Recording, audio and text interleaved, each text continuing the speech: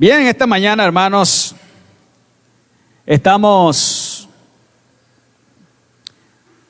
ya culminando un tiempo para entrar a otro después. ¿De qué venimos hablando, hermanos? Haga lo que Dios le pide en su iglesia.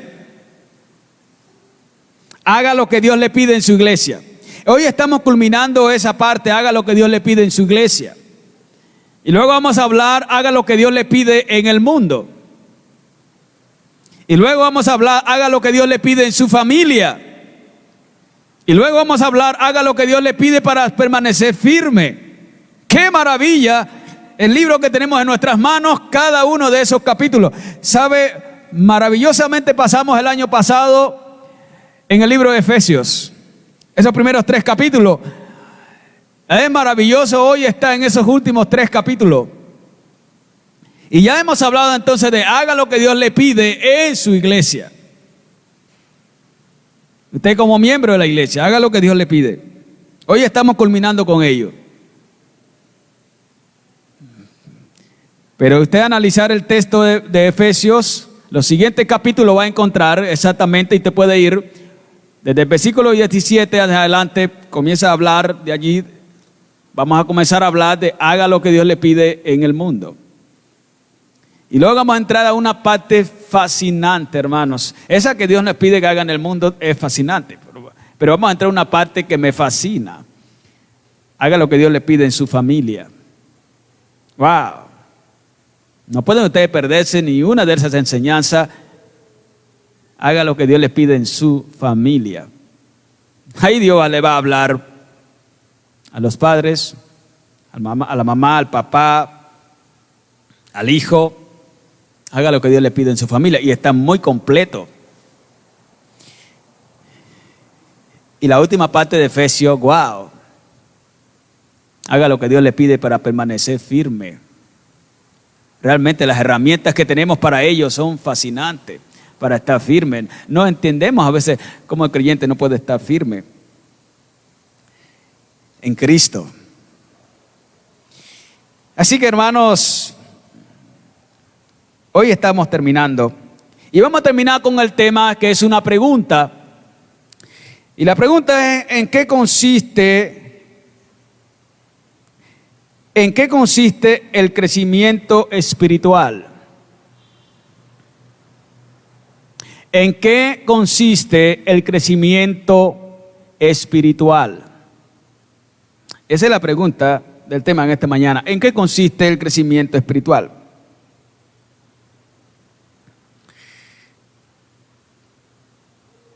Por lo general, si el creyente es conservador, como esta primera iglesia bautista, si el creyente es conservador, piensa que el crecimiento espiritual consiste en nuevo nacimiento. Piensa en la obra del Espíritu Santo en el creyente. Piensa en las experiencias de la gracia, en la humildad, en la transformación, en el avance, etc. Si el creyente es conservador.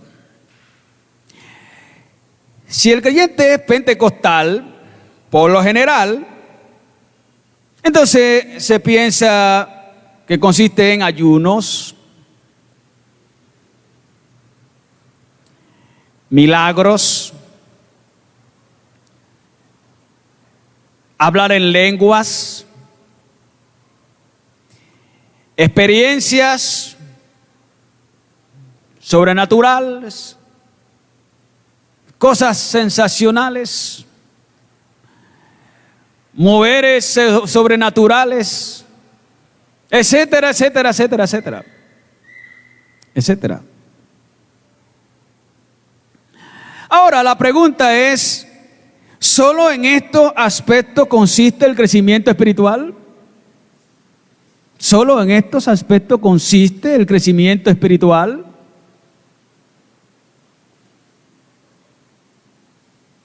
Pues le digo esta mañana que no. No.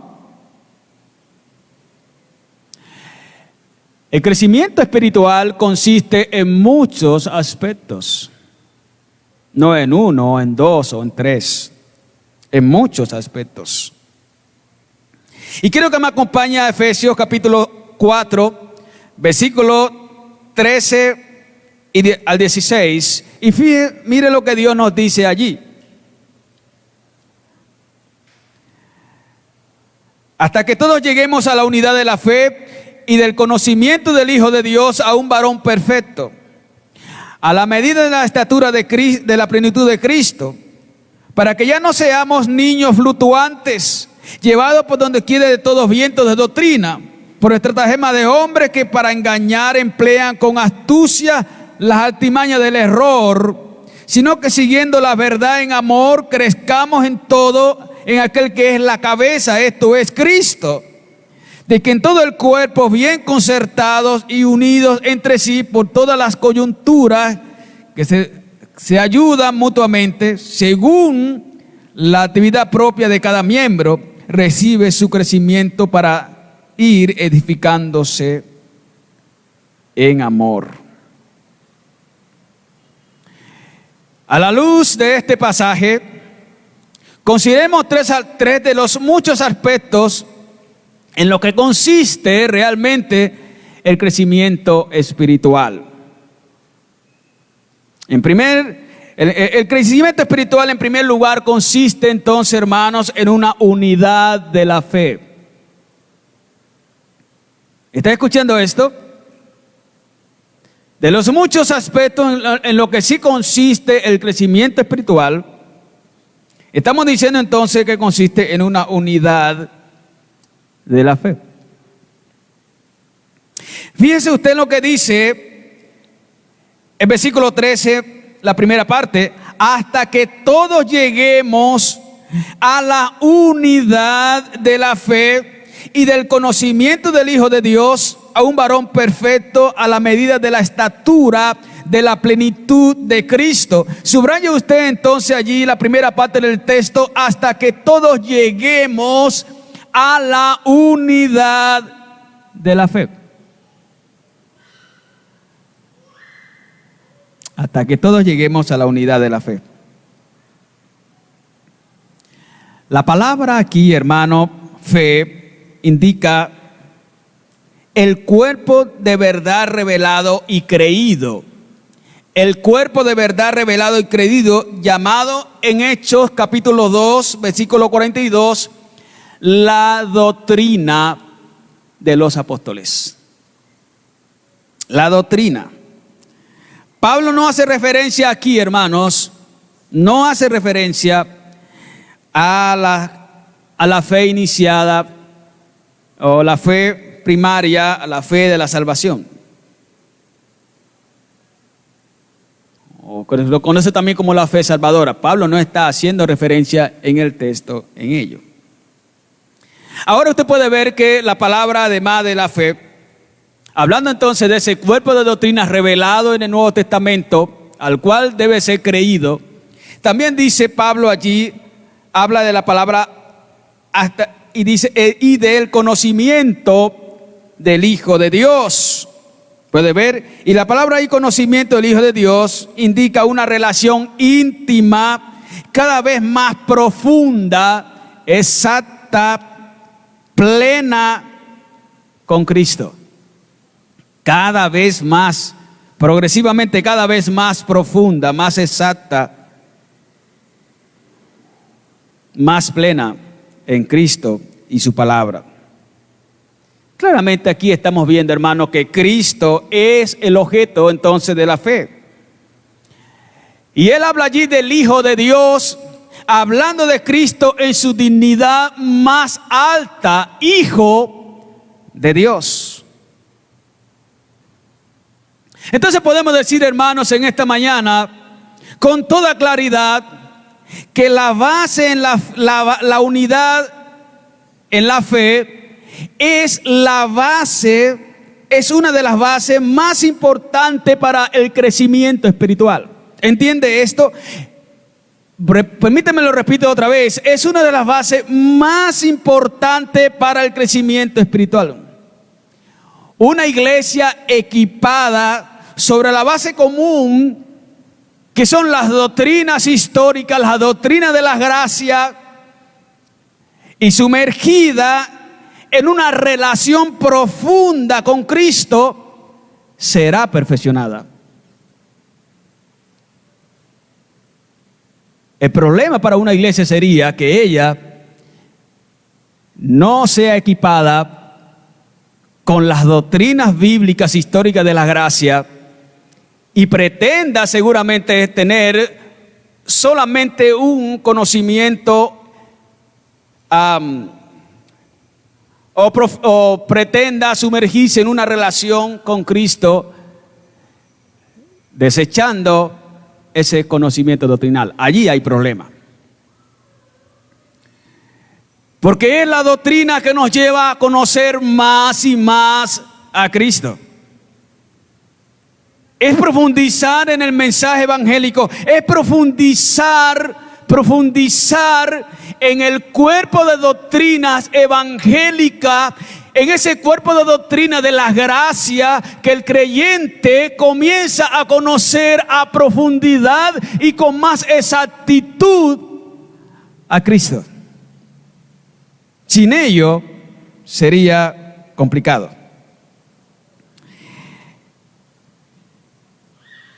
Mire, en Hechos capítulo 2, versículo 42, dice que los hermanos permanecían unidos en la doctrina de los apóstoles. Y nosotros como iglesia hemos entendido eso. Hemos entendido eso.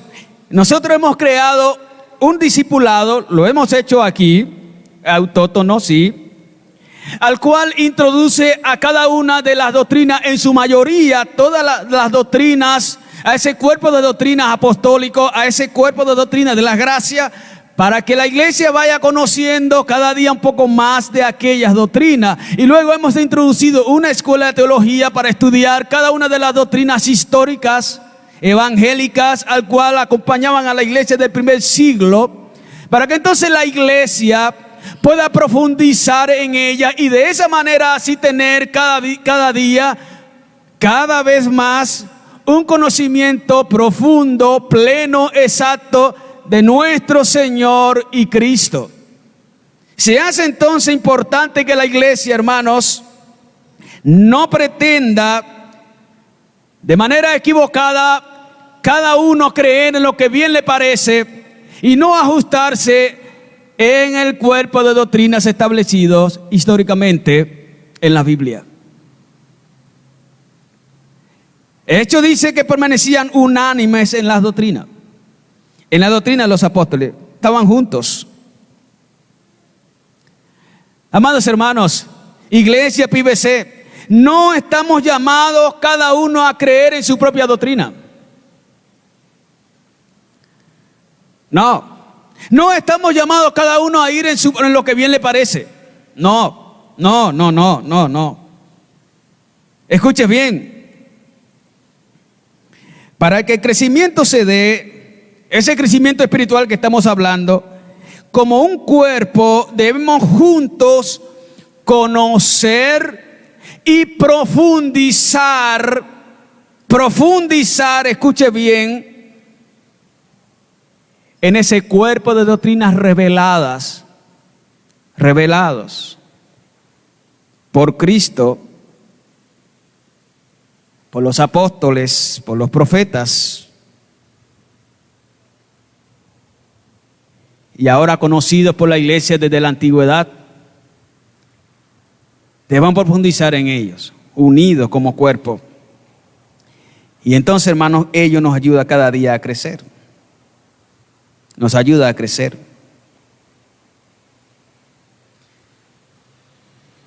Entonces no solamente debemos, escuche bien, por lo que nos dice este capítulo, este versículo 13, no solamente debemos profundizar en las doctrinas, porque está diciendo Unidad en la fe y el conocimiento del Hijo de Dios. Ahora Pablo entonces lo que está diciendo es algo más. Y lo que está diciendo es que tú debes obtener juntos, como hermanos, un conocimiento profundo, pleno, exacto de Cristo. Debes profundizar en esta relación con Cristo. Pero escuche bien esto.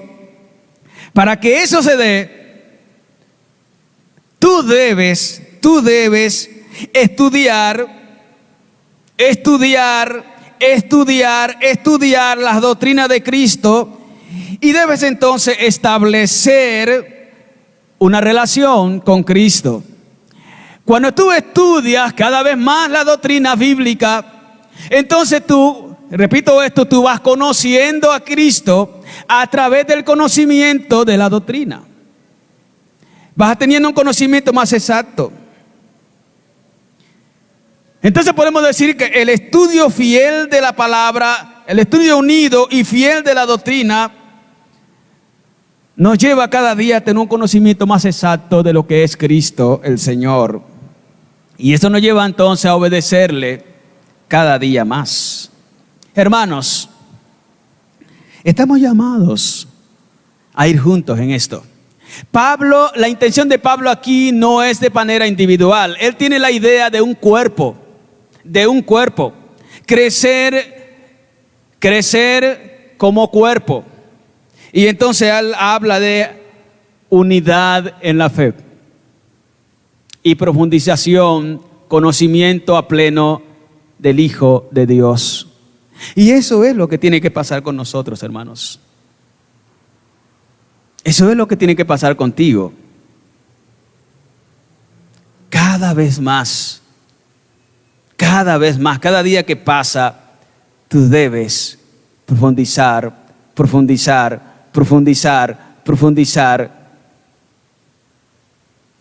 en el cuerpo de enseñanza establecido en la Biblia. Cada día que pasa debemos ir juntos en esa misma enseñanza. Hermanos, no creceríamos como cuerpo si cada uno de ustedes cree su propia enseñanza, tiene su propia doctrina, o cree lo que quiere, lo que le parece, obedece lo que le parece, obedece lo que quiere. Es imposible así. Tenemos que tener, hermanos, estar unidos en una misma fe, es decir, en un mismo cuerpo de doctrina. Amén. Esto tiene que pasar en nosotros.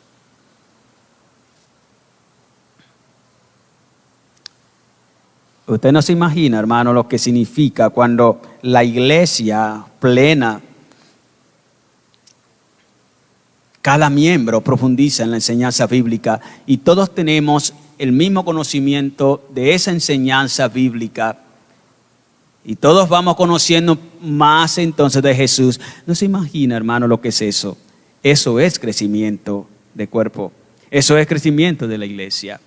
Cuando no sucede eso, sino que unos conocen y otros no, y cada uno, entonces lo que va a pasar es que va a haber un tire que jala, y eso no nos ayuda a crecer, nos estanca, porque unos van para adelante y otros van para atrás, y eso no ayuda, hermanos.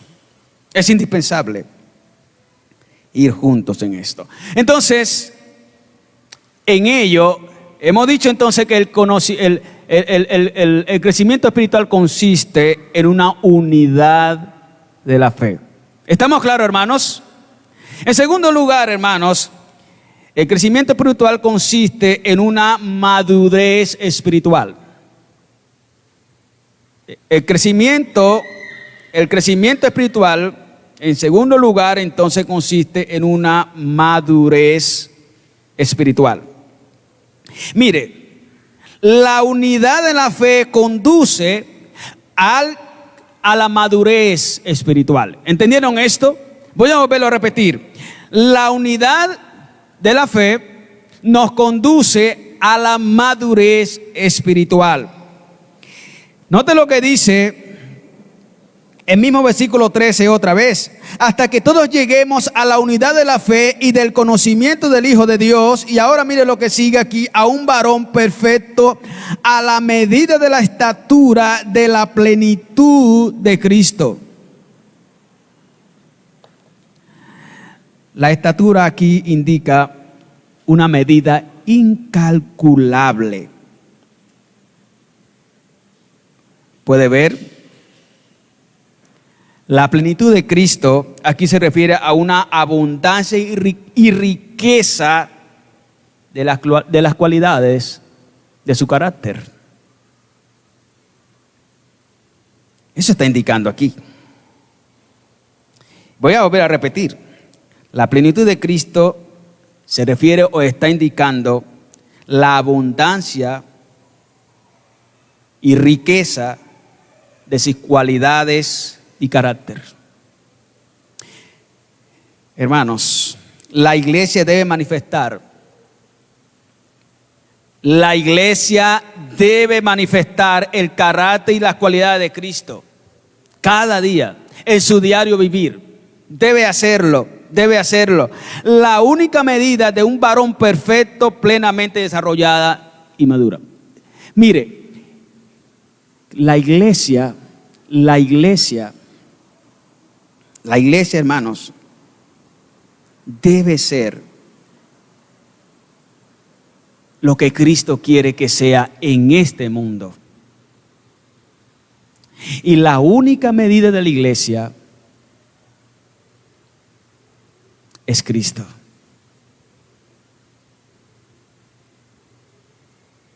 Hacia allá debe ir la iglesia. Mire, Pablo ya había mencionado la plenitud de Cristo en el versículo 1, en el capítulo 1, versículo 23.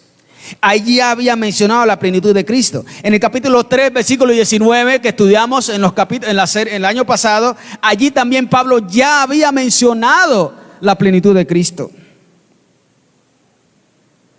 Pablo con ello quiere indicar, hermanos, una iglesia plenamente madura. No una iglesia infantil, no una iglesia pobre en este sentido, una iglesia madura, completa en todo.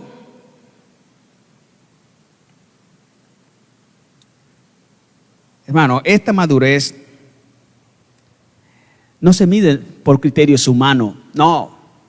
Esta madurez se mide según la estatura y plenitud de Cristo. ¿Hacia dónde apunta la iglesia? Hacia ser cada día más como Cristo. Ahí va avanzando en madurez. Hermanos, quiero decirles en esta mañana, Dios quiere que nosotros como iglesia lleguemos a ser como su Hijo Jesucristo. Miren lo que dice Romanos 8:29. Efectivamente, Dios quiere que su iglesia sea como Cristo. Y la iglesia tiene que ser eso. La iglesia, hermano, la iglesia en el mundo es Cristo en el mundo. ¿Entendió lo que estoy diciendo?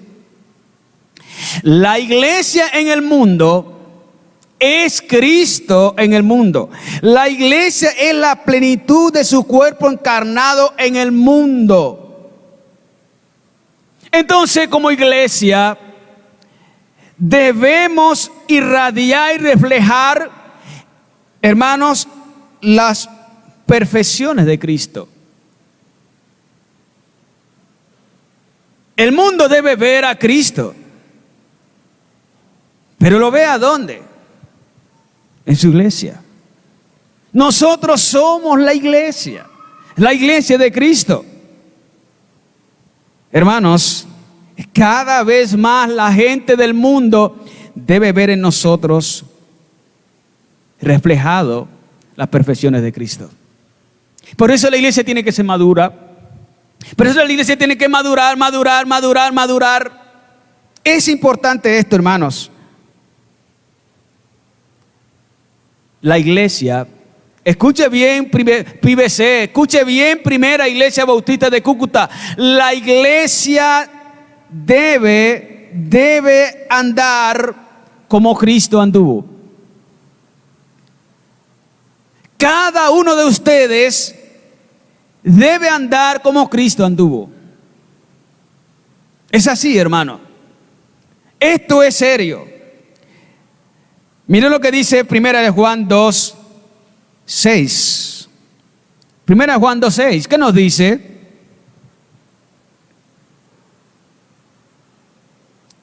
Primera de Juan 2:6.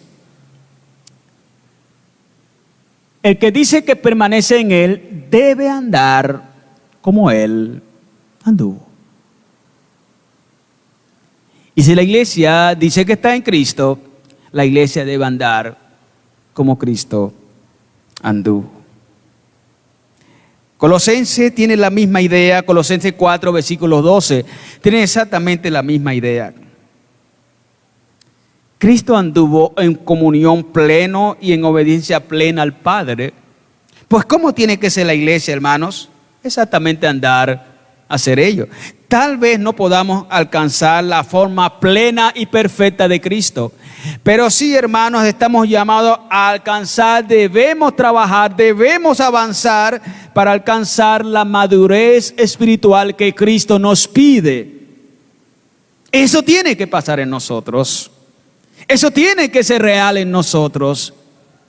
Tú tienes que ser una persona madura cada día, madurar, madurar y otra vez madurar. Eso tiene que pasar contigo.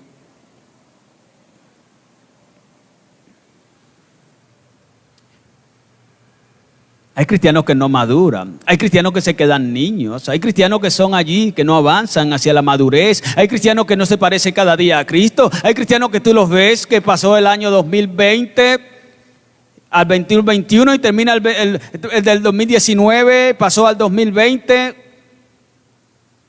y estaba en el mismo estado, pasa al 2021 y ya van unos meses y están en el mismo estado. Ellos no maduran, no son cristianos maduros. Y entonces lo que Pablo tiene que decir a continuación es excelente. Fíjate lo que hemos dicho hasta ahora. La madurez, el crecimiento espiritual consiste en primer lugar en una ¿qué? En una unidad de la fe. En segundo lugar consiste en ¿qué? En una ¿qué? En una madurez espiritual. Pero en tercer lugar, entonces, tenemos que decir que el crecimiento espiritual consiste en una estabilidad doctrinal. Tal vez estos aspectos del crecimiento espiritual tú poco los has oído, pero quiero que se te grabe cada uno de ellos porque como cuerpo es necesario que los consideremos. Hermanos, permíteme, yo tengo que volver a repetir esto. El crecimiento espiritual consiste en una unidad de la fe. El crecimiento espiritual consiste en una madurez espiritual. Y estoy diciendo entonces, en tercer lugar, que el crecimiento espiritual consiste en una estabilidad doctrinal. ¿Entiendes esto?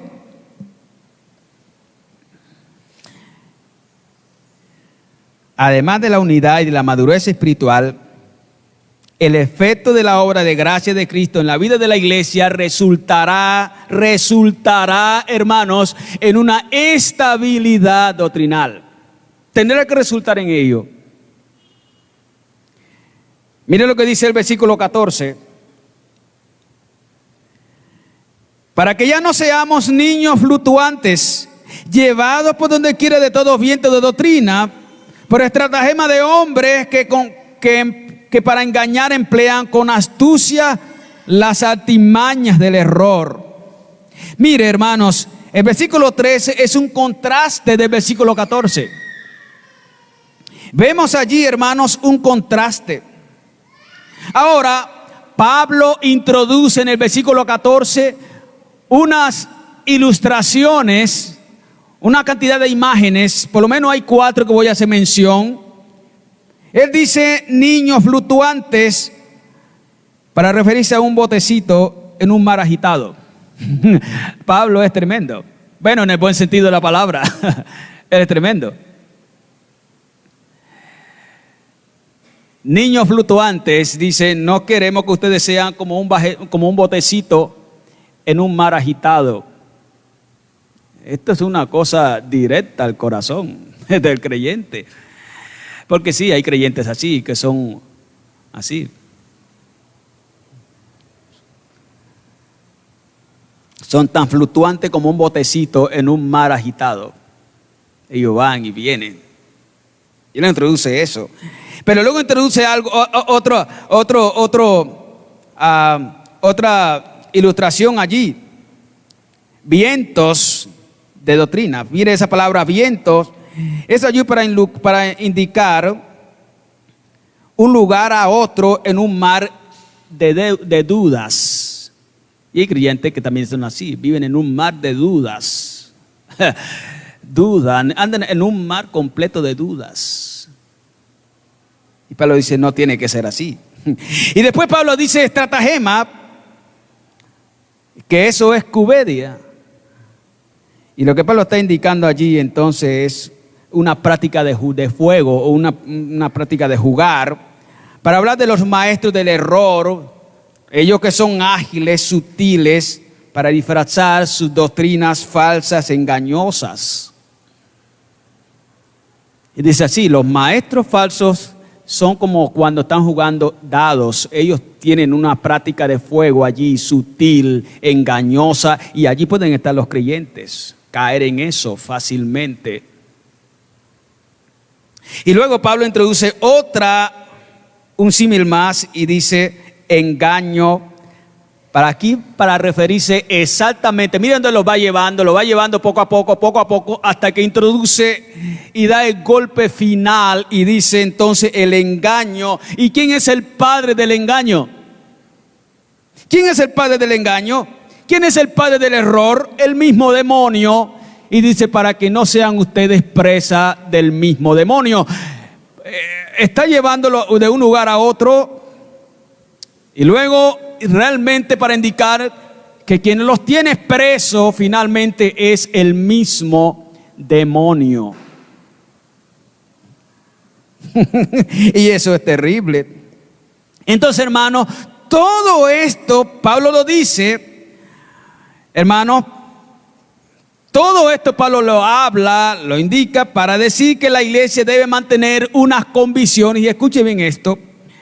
La iglesia debe mantener unas convicciones firmes.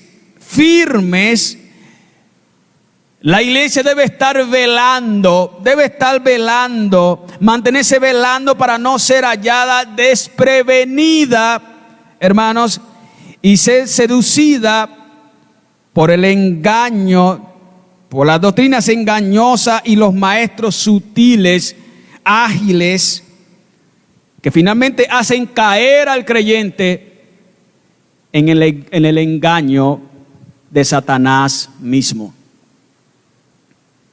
Hermanos,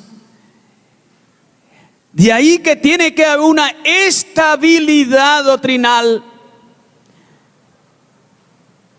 Estabilidad doctrinal.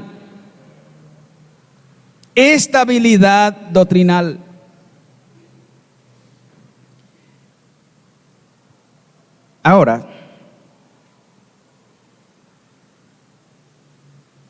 para que haya, hermanos, una estabilidad doctrinal, primero la iglesia tiene que andar unida en la fe, en ese cuerpo de doctrina, y debe ser madura. ¿Entiende esto? No hay una estabilidad doctrinal si la iglesia no es unida en un cuerpo de doctrina. Y si la iglesia no es madura. Una iglesia donde cada uno crea lo que quiere. Una iglesia que sea inmadura es una iglesia que carecerá de una estabilidad doctrinal. Y una iglesia que carece de una estabilidad doctrinal es una iglesia que es presa de Satanás. Pero saben que Satanás no se presentará así como la gente cree que se presenta. No, él se presentará por medio de unos líderes sutiles, ágiles, y comenzará a enseñar cosas que no son, y los creyentes no le verán ningún problema en eso. Y los creyentes seguirán seguramente poco a poco eso, porque Satanás es astuto y comienza a ir metiendo cosita por cosita. Los creyentes, al no profundizar en el cuerpo de doctrinas bíblicos, doctrinas de la gracia, entonces el creyente no puede discernir qué hace parte del cuerpo de doctrina de Cristo y qué no, qué sí y qué no. Y entonces el creyente va cayendo poco a poco en esto. No puede definir qué es uno y qué es lo otro. Y cuando venga a ver, el creyente está, hermano, siendo presa del mismo demonio y no se ha dado cuenta que no sirve a los intereses de Dios, sino a los intereses del mismo demonio. Y él piensa que está haciéndolo bien. Piensa que está bien con Cristo, pero no está bien. Hace rato ha negado la fe. Amados hermanos, la iglesia debe llegar a una estabilidad doctrinal. Ahora Pablo introduce algo fantástico, hermanos, para hablar de esa verdad. Y él lo hace en el versículo 15.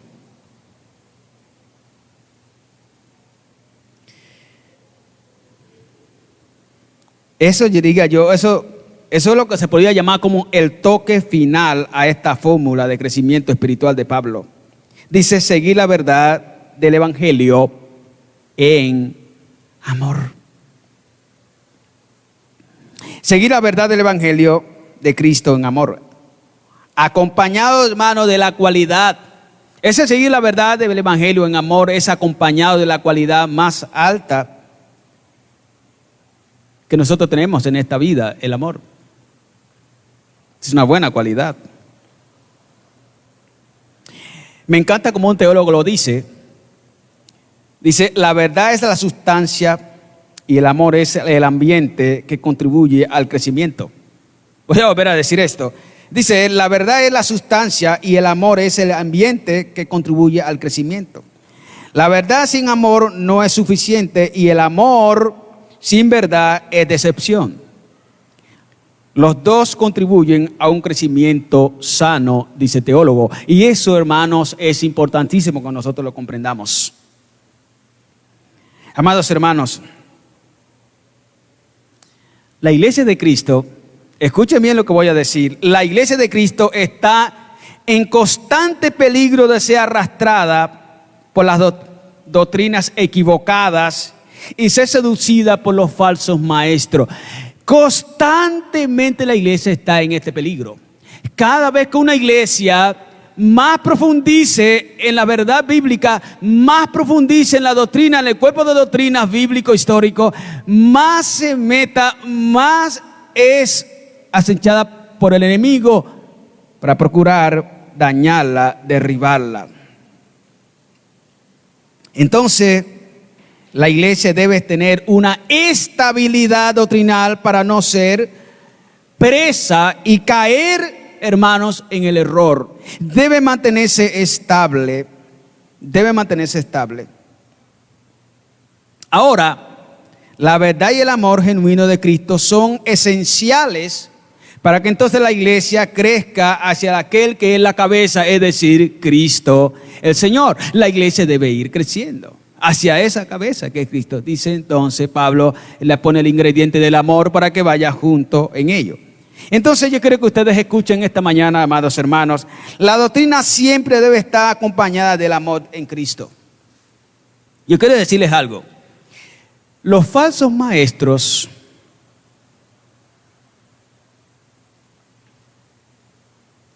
el amor de los falsos maestros es hipócrita. Pero eso tiene que ser la verdad en el amor de Cristo. Porque los falsos maestros pretenden establecer una verdad que no es verdad con un amor fingido. Entonces Pablo habla de la verdad con el amor de Cristo. La doctrina sin amor llega a ser insípida, hermanos. Perdón, rígida. ¿Me entienden esto? La doctrina sin amor llega a ser rígida. Ahora, escúchenme en esto. El amor sin doctrina llega a ser insípido. ¿Comprenden esto?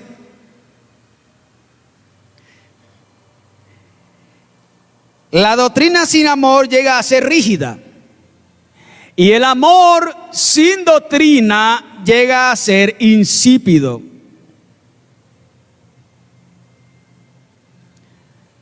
Por lo tanto, nosotros como pastores, nosotros como líderes, nosotros como hermanos misioneros, hermanos, cada uno de ustedes como líderes de ministerios, cada uno de ustedes como discipuladores, etcétera, cada uno de ustedes debe transmitir la doctrina acompañada del amor. Si ustedes transmiten doctrina sin amor, se vuelve muy rígido eso.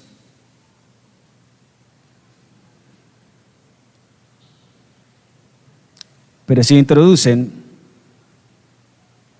amor sin doctrina, eso viene a ser insípido. No funciona así. Amados hermanos, en esto consiste el crecimiento espiritual, en una estabilidad doctrinal. Amén.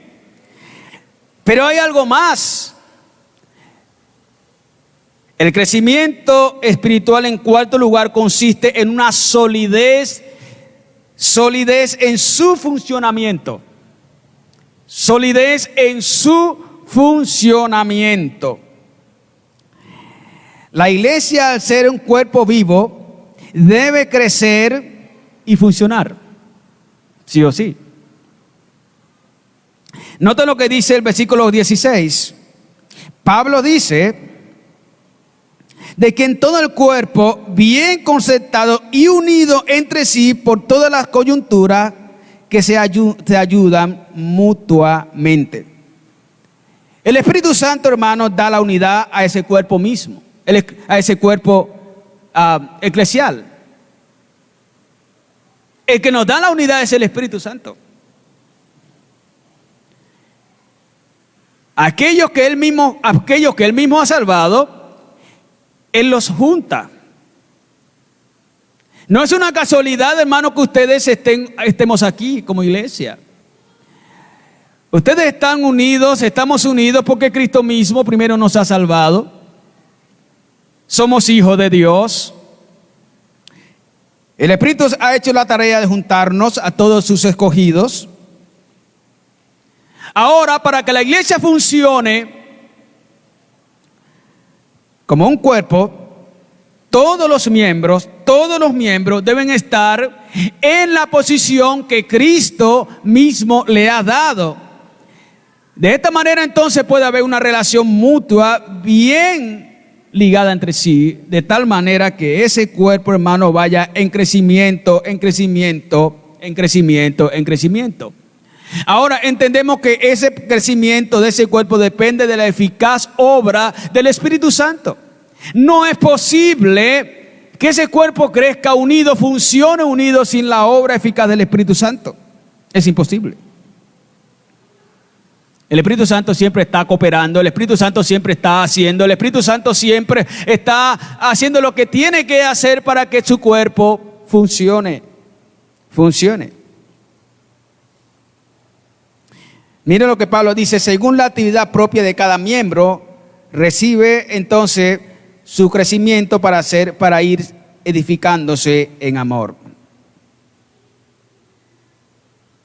Para que la iglesia crezca, hermanos, para que la iglesia avance en ese crecimiento espiritual, la iglesia entonces debe hacer algo. ¿Y qué es entonces? Debe estar en constante actividad. Pero esa actividad no es un activismo. ¿Qué es lo que la iglesia tiene que hacer entonces? La iglesia constantemente tiene que estar conociendo la doctrina de las gracias. La iglesia constantemente tiene que estar profundizando en cada una de las doctrinas. La iglesia tiene que estar constantemente creciendo en madurez, tiene que ser siendo madura, constantemente tiene que ser siendo madura, constantemente tiene que avanzar en una estabilidad. Y como resultado, hermanos, de ello, la iglesia va a funcionar perfectamente bien. La iglesia va a funcionar, la iglesia va a tener un movimiento, un funcionamiento sólido. Eso es importante, amados hermanos.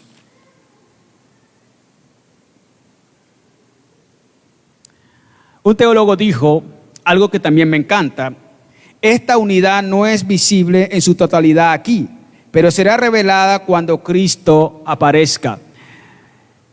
Pareciera siempre nos va a faltar algo en esa unidad aquí, pero un día se nos será revelado cómo estamos perfectamente unidos. Aquí tenemos unos destellos a seguir para nosotros poder andar unidos. Y de esa manera crezcamos. Amados hermanos, nosotros debemos funcionar como un verdadero cuerpo. Debemos funcionar como un verdadero cuerpo. La iglesia, hermanos, debe funcionar unido en la fe. Ese cuerpo debe estar unido en la fe. Ese cuerpo debe ser maduro. Ese cuerpo debe ser estable en la doctrina. Y de esa manera ese cuerpo va a crecer hasta la estatura de la plenitud de Cristo, al cual Él es la meta. Allá buscamos llegar. En esto, hermano, tenemos que avanzar. Y quiero que escuchen la coyuntura que hace referencia al texto. Pablo las cataloga como aquellos hermanos líderes, aquellos hermanos que están enseñando constantemente, que están ayudando en todo ese proceso. Así que aquí tenemos que tener mucho cuidado los que enseñamos, los que discipulamos, los que predicamos.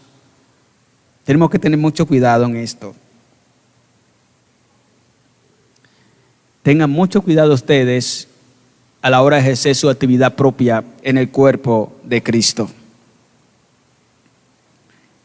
Hermanos, una iglesia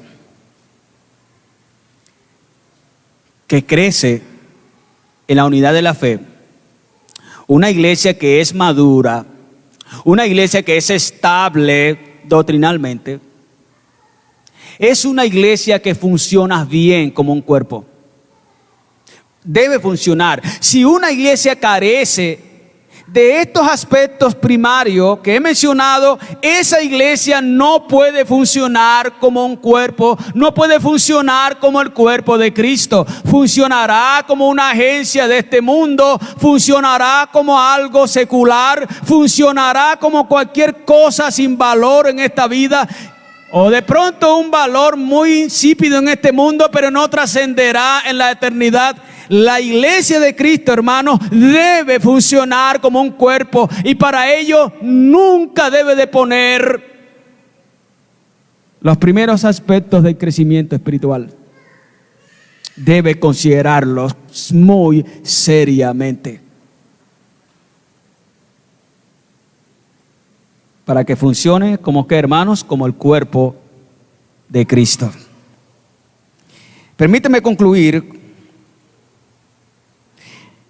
diciendo que hemos visto que el crecimiento espiritual consiste en una unidad de la fe, una madurez espiritual, una estabilidad doctrinal y un funcionamiento sólido. Allí consiste el crecimiento espiritual. En esto, hermano, consiste el crecimiento. Ahora, escúcheme bien, hermanos. Este es el ideal para un crecimiento espiritual pleno en una iglesia bíblica. Este es el ideal. Este es el ideal. Pero nos toca llegar a la realidad. Y entonces para ello yo le invito en esta mañana a considerar cada uno de estos aspectos en su vida, para que entonces podamos, hermanos, encarnarlos y de esta manera crecer como cuerpo espiritualmente. Amén. Vamos a orar, hermanos.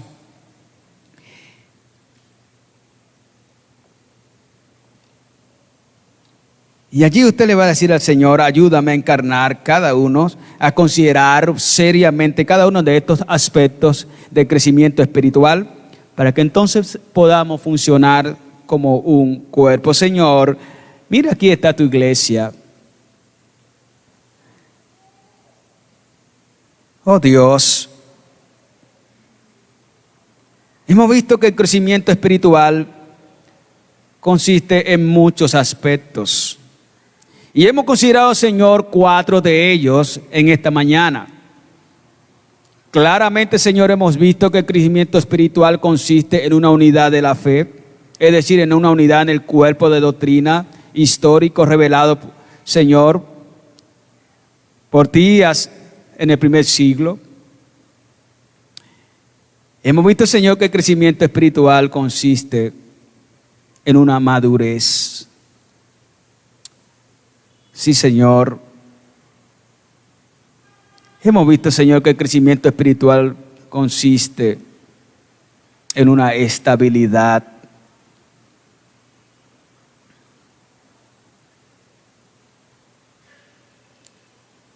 Y hemos visto, Señor, que entonces ese crecimiento consiste en un funcionamiento, en una solidez, en el funcionamiento como cuerpo que somos. Señor, este es el ideal. Ayuda, Señor, a que cada uno de nosotros consideremos cada uno de estos aspectos, los hagamos una realidad en nuestras vidas. Y de esta manera funcionemos sólidamente como un cuerpo que somos. Por favor, Señor, ayúdanos. Ayúdanos, Señor, a funcionar como un cuerpo. Somos conscientes, Señor, que sin estos aspectos no podríamos funcionar como un cuerpo. Podremos funcionar como cualquier otra cosa, menos como el cuerpo de Cristo. Ayúdanos, Señor, a considerar seriamente, Señor, seriamente esto que hemos aprendido esta mañana. Gracias, Señor, por hablar a nuestras vidas. Gracias, Señor. Ayúdanos, Dios. Ayúdanos. Ayúdanos, Señor. Ahora, Señor, oro para que estés bendiciendo las ofrendas. Estés bendiciendo, Señor, los diezmos. Estés bendiciéndonos, Señor. Tú conoces, Señor, toda la necesidad de la iglesia. Y estoy orando, Señor, para que tú estés proveyendo a cada hermano. Y a su vez, Señor, cada hermano que esté, Señor, participando de este privilegio,